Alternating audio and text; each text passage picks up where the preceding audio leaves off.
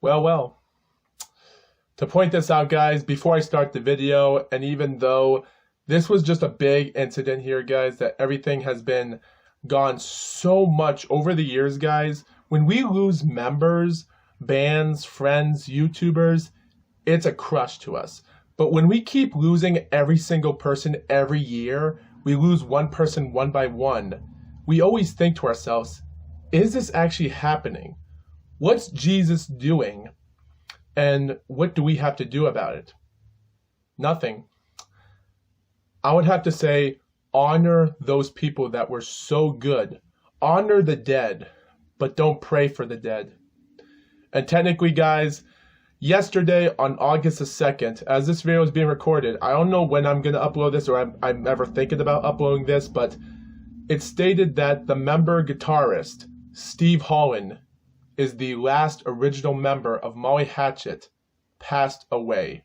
Unknown, that we don't know what happened, but I don't want to know. But all I know is, I like to say, guys, starting a few minutes off, guys, Molly Hatchet is one of my favorite Southern rock bands.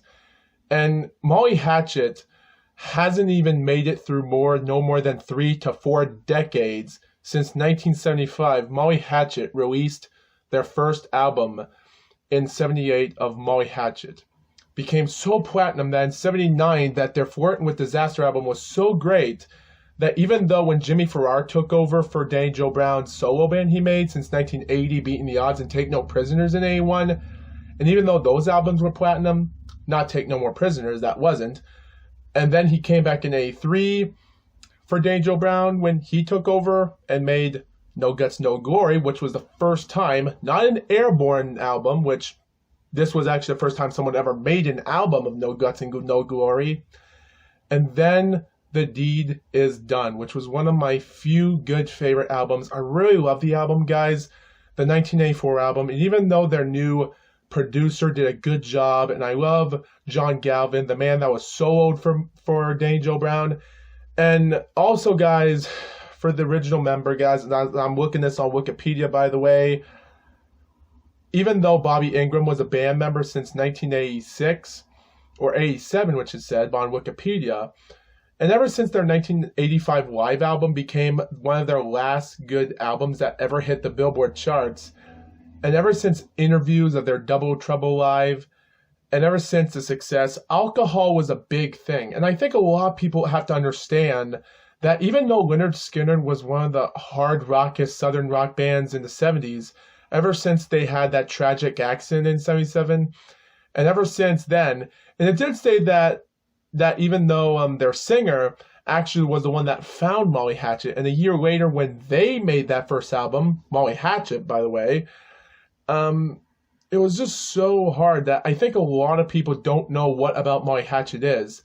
And ever since 86, when Dave Hubick had so much, and he's one of my favorite members, and I really liked him so much, and ever since he had so much alcohol and success, and these members couldn't stop drinking, drugs, everything was so much, and Southern rock groups don't live a long time when alcohol was involved, and this is the reason why they're gone. And this is why every year they didn't live to get to more than 50 years. They couldn't live as this band was here for 50 years because Molly Hatchet has been around for 45 years right now, since 75 all the way through 2020. And I'm thinking maybe they might be part of the band for 5 more years. But before we get to that, to the presence, when Dave Hubick left and Bobby Ingram took over as another member, and John Galvin, Bobby Ingram, both members for Danny Joe Brown, and when they tried to help him. And I respect them because they used to be solo members of Danny Joe Brown's solo band. And I respect them. And I know they're trying their best to keep this band alive. And I don't hate them. I don't. And I know they're trying. And I like them as much. And it doesn't matter. But when their Lightning Strikes Twice album came out, and ever since some interviews came that they said that they were going to rock Lynyrd Skynyrd and knock them off when they came back in 87, and they're going to dominate the band, their Lightning Strikes Twice album didn't help at all. And then in 1990 in Toledo or something was their concert, was their last show they ever performed in Ohio. they all disbanded. But Danny Joe Brown stayed. They didn't want the band to come apart like the Outlaws, or neither maybe the Marshall Tucker Band or any other Southern rock music, because Southern rockers were already dying, being disbanded in the 90s, and Molly Hatchet wanted to stay, even when Lynyrd Skynyrd was already getting to the top. So after 5 years, since 94 or something like that, stated that Danny Joe Brown found a new member, someone to take over for his singing, because he already had something like an illness or something when he was in his teens or something. And since 1995, they worked on their Devil Canyon album. He got sick, and this was a time when John Galvin actually went back when he quit. It was interesting because Banner Thomas, who left the band since 1980 to 81, came back with them years later, but he left. Interesting because Steve Holland left in 84 when John Galvin took over for him. Instead of having a 3-guitar tech, they had 2. And then in 1990 when they were gone, there was 1, and then it would have more band members. And then Dwayne Rowan came back when he left. Their drummer, by the way, well, for him actually, to be honest, Bruce Thomas left since 81, I think, and he came back again even in 82, in 84, but some of these band members came on, and Riff West took over for the bass, and he left in 90, and then all these other band members, but I know I've forgotten a couple and such, but I just want to point that out. And so their 96 album came, and they brought in the man that took on music, and he's okay. I would give credit that Phil is an okay singer, but he's not the original member of Molly Hatchet. Since 1996, when they announced there were no original members, it felt hard for people to believe that this is the band Molly Hatchet. Even when their 98 album, Silent Reign of Heroes, was still an okay album, or their Kingdom of Seven was an okay album, that was a great album, it still didn't rock on. Even though their song One Last Ride became 1 million views on YouTube, and it's still one of their popular songs with the non-members of Molly Hatchet, original members of Molly Hatchet, it still didn't have enough. Like, they were still performing concerts in the Europeans, and I think that's the reason why Molly Hatchet is still alive, because the popularity of other people in other parts of the world, of Europe, United Kingdom, is keeping Molly Hatchet on. And Lynyrd Skynyrd, as they're being disbanded, they don't perform in those countries anymore. They do it once a year, and then 5 years they just perform in the United States. So it's crazy that Lynyrd Skynyrd's not performing anymore. They usually perform in the United States, but Molly Hatchet's still performing off the seas, which is kind of weird. And anyway, but since 2005, when Dave Hubick was already a grown person and overweight, but he still wanted to be in the band, and that's why I really respected about him. Also, if I didn't forget, their 1990 album, which I still have, that my father might have lost, called The Greatest Hits, is still their gold hit record, and surprised I still love listening to that album. And like I said, my 84 Deeds Is Done album is still one of my favorite. I still love their new albums. Even when Dave Hubick came back to the band, I feel like Molly Hatchet was still shining. And even though he could still solo a guitar and still do this and that, I don't know if it was a help much. But since 2008 and 2010, Southern Rock Masters and their Justice album, and then the Regrinding the Axes was their last album, and still the same amount of albums, because they made 14 albums, and they're the same as Molly Hatchet and Lynyrd Skynyrd. But during those times, since 2005, the original members made a band called Gator Country. And they also did a Southern Rock All-Star since 98, 99 and something, doing a tour when Danny Joe Brown was already not feeling fine, but he would pass away in 2005. And a year later, in 2006, during the spring, during the time, it would already become sad that they would lose Dwayne Rowan. During the time, other rock people had a lot of stuff, and they have been taking a little bit of non-hiatus because Molly Hatchet's still performing every year. But here's when it gets hard. Since 2014, with any other member, 64-year-old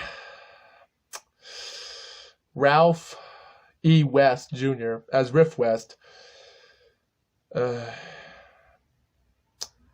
he passed away on November the 19th, 2014 at the age of 64. And I don't want to say these ages as much, but still, after a lengthy illness caused by severe injuries, and he was gone. And he suffered in a car crash during time, not during the time when he passed away, but yeah.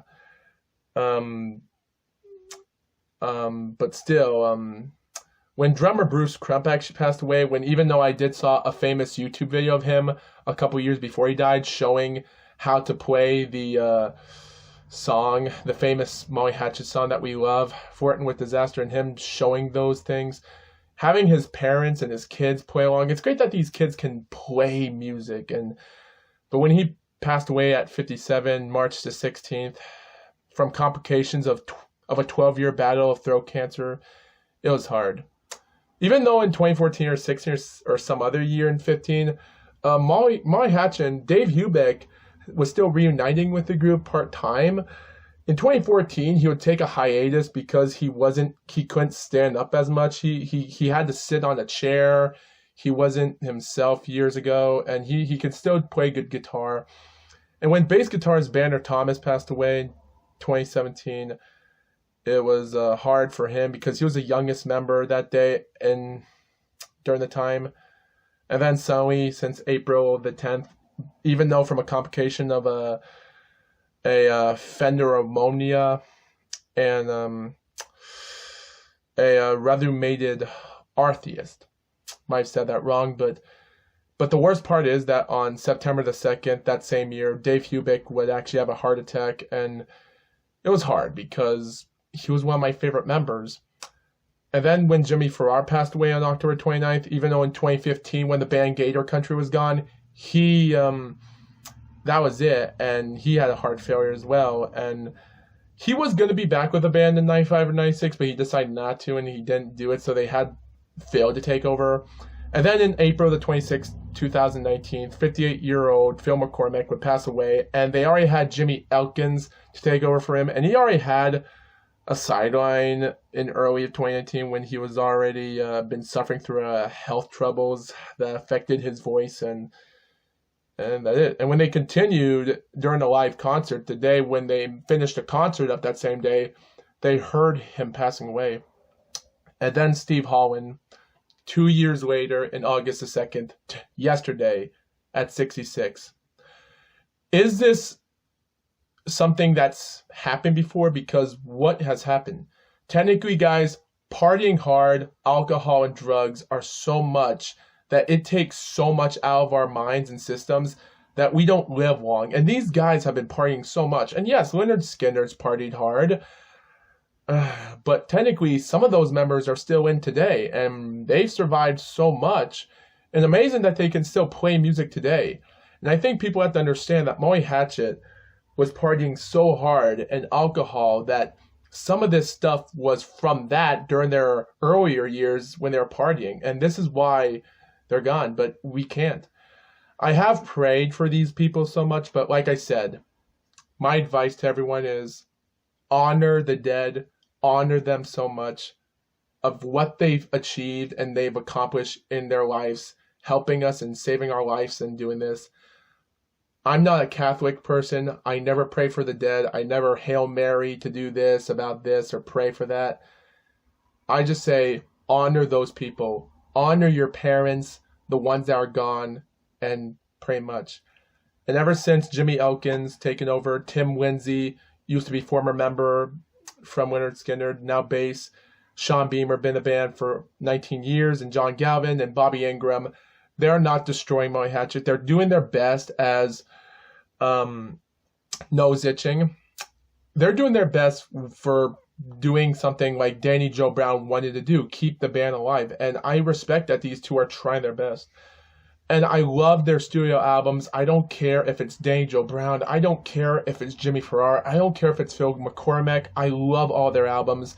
Their live concerts are mixed with a little bit of stuff I don't like, but their albums are good, and I love them. And I think a lot of people should remember who Molly Hatchet is. And guys, I don't think I'm ever going to upload this, but if I do, if I have forgotten a lot of information, let me know in the comments, and I'll see you guys in the next video.